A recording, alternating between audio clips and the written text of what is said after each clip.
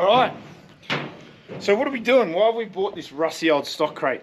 Well, it's good news. It's good problems are still problems sometimes, but what's happened here is we're doing so many sheep and so many pigs and so many steers now that we needed more space. So this particular stock crate will allow us to stack. I'm a genius. So the sheep will go up the top at the front here. We'll move this ramp so that the sheep can go up the top in there.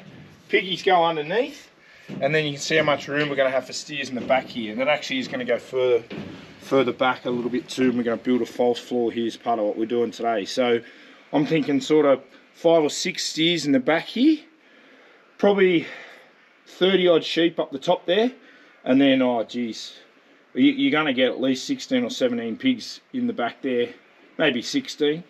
So it gives us a lot more scope as far as getting our animals to the abattoir, because we cart all of our own animals. No one else moves our animals around. If they're still, well, even after they've been processed, actually, we do all the logistics now. So even the cold chain logistics once they have actually been processed. So this is another step. As much as this looks kind of like rusty and whatever, this thing's been built proper. Like, some guys spend some serious amount of time building this, and it's actually in really good condition. It's got some surface rust, but we'll actually make a bit of effort on this one. Every infrastructure step so far has been quite a short-term one, but I'm hoping this one lasts me a while, so we'll paint this and make it look pretty. But so what have I got to do today? I've got to move that false floor out of the back. I've got to move this ramp up. I've got to put a whole new section on the bottom here so the cattle don't just fall out, essentially, because it needs to slide back, because we'll show you in a minute. We're going to throw some poultry modules up to make sure we've got, obviously in the front of the truck, we still have to put all our ducts.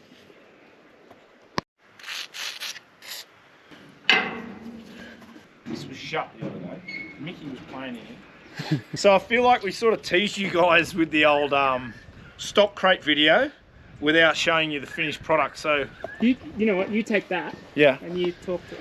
All right. Well, it's not going to work, but because I want to demo everything. All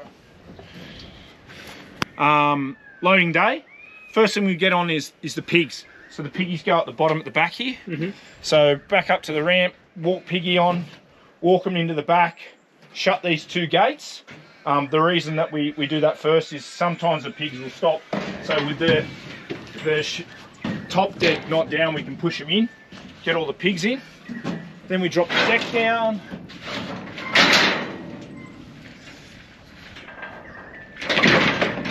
Oh.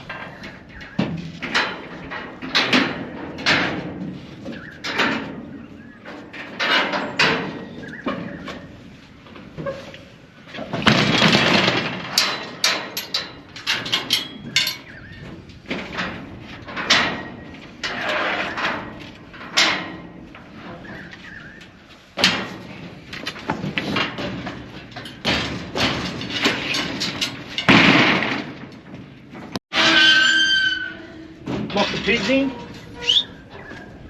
Then this is the cool bit.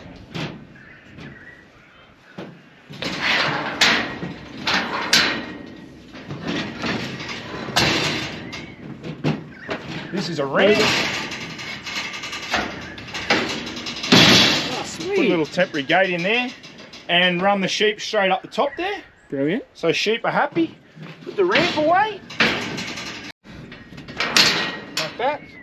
And then obviously we've got our piggies down the bottom and our sheep up the top. Everyone's happy. They're not going to the toilet on each other and all that sort of stuff which used to happen.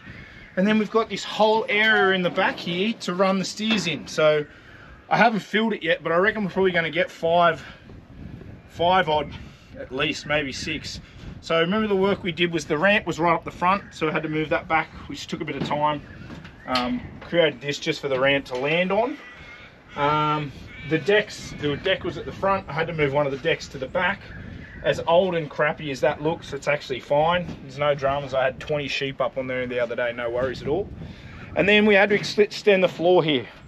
So we just used some checker plate. I actually had this checker plate. It's supported by some square set, just 2 mil, about every 300 mil. So I've actually extended the length of the tray, which we are allowed to do. So yeah, very exciting.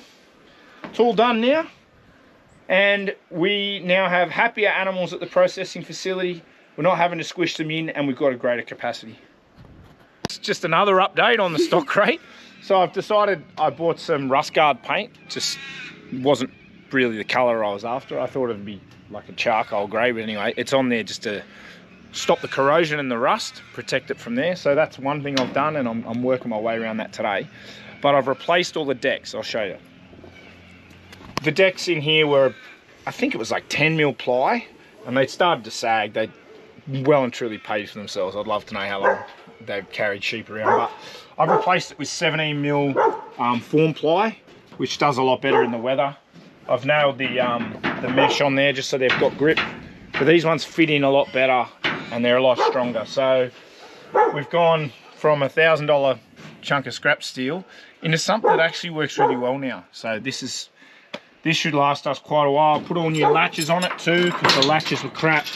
But just little things like that, and it's working really well now. I'm sure there'll be other things pop up with this and I'll change it slightly, but pretty happy with the way it's working now.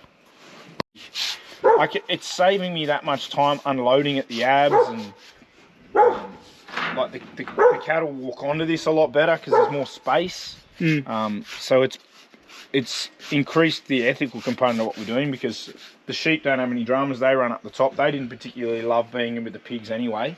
So we've now got the pigs and the sheep separate, which is a better system too. So it's been definitely been a net positive. And for that level of investment, that's why it's always handy when you can do some stuff yourself. Like there was a few things I didn't like, so we changed it. We moved the ramp, we put the new floor in, whatever else.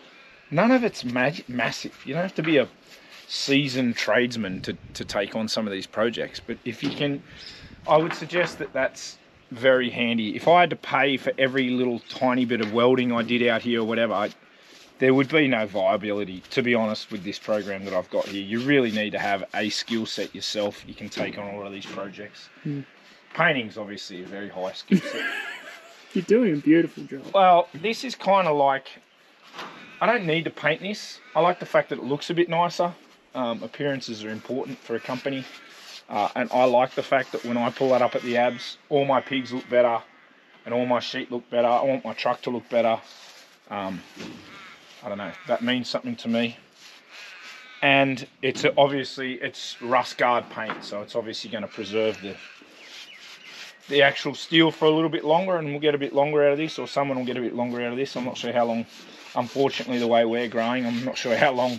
Like a lot of the infrastructure I have here, I think, oh yeah, I'll get 5 years out of this, and then 12 months later we're replacing it.